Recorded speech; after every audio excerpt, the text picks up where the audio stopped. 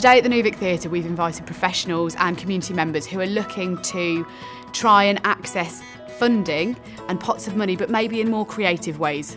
We managed to get together a number of people from very different organisations, academics, people from community groups, also specialists in particular aspects of social innovation, and the issue that was under discussion, which was food poverty.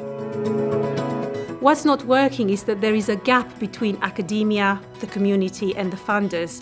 Academics speak a different language, which is not always understood by the funders or by the community. So we have to find a bridge. We have to find a different way in which we can come together and co-create an agenda that's meaningful for all the parties involved. This morning, when people arrived in the building, we asked them to fill out a name badge, which is a very normal thing to do when people come and approach for a conference. But we asked them to fill out a name badge in a different way. So we wanted them to create their own name badge, and within that name badge, they had to also include 3 things that represented them. We got people to attach things that were meaningful to them, things they were passionate about, and that kind of brought their names to life. And that was kind of a starting point really for what we wanted to do. It wasn't just about filling in forms and writing words, it was about exploring things on a greater level, and that was kind of setting the tone for the day really. This was the start of what today was. It was a seed so that they could realise that we weren't going to be doing the normal sort of conference. We stick to our methodology, which we think is really effective, which is kind of getting people into a room, being playful, and hopefully during this particular conference was getting people to try and come up with a shared language that they could all use going forward. We asked people to create a sankwan or a haiku, which is a really short poem. And because of the way you create the sankwans or the haikus, you're confined into how many words or syllables you can use. And this really forces people to analyse the problem and to define it in a really specific way. People can come up with as many words as they like, and then together they discuss and they agree on what is an essence of it. So you might say, think of a word like despair, and that might focus your attention on the kind of things that create despair, so that broadens your thinking about that term. The valuable part of what we were doing wasn't exactly to achieve the final presentation, but to get people discussing issues and going through the process. There's great conversations happening all day.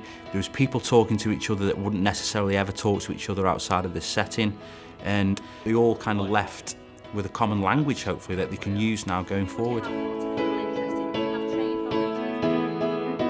I think that the way that we work in this creative manner can lift from the page the very dry questions that you see, and it starts to get the blood going and starts to get ideas sparking. When you're sat very stagnant, it's really hard to think of new, innovative ways of working, and I think we offer a bit of space to play and explore.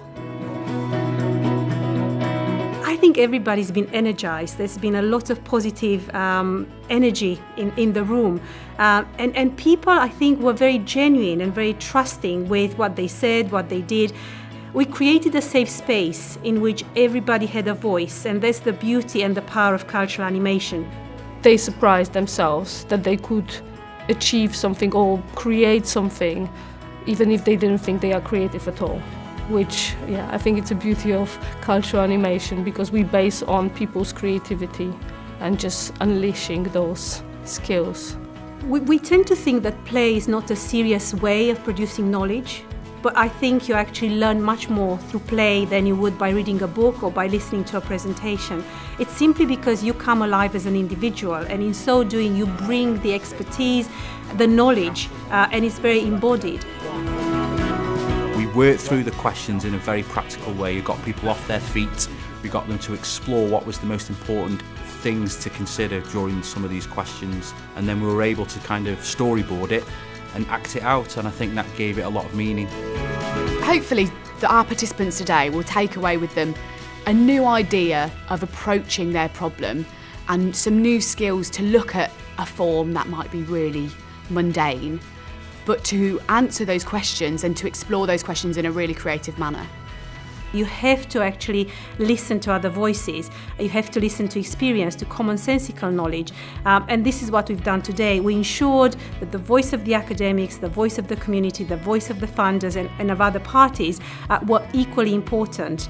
I think we've been able to demonstrate today that the processes we're talking about, using performance and video as a replacement for filling in forms, really works.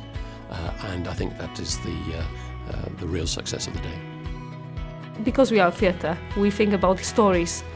So to see someone's life or a project as a story that has a beginning and then a climax and then it comes to a finish, I think it's perfect and it's great. It was an event which brought together people from very different backgrounds, academics, people from community groups, people from local authorities, people with quite different experience of the way that community groups and formal authorities interact. And that enabled us to have a very rich dialogue, which I think everybody appreciated.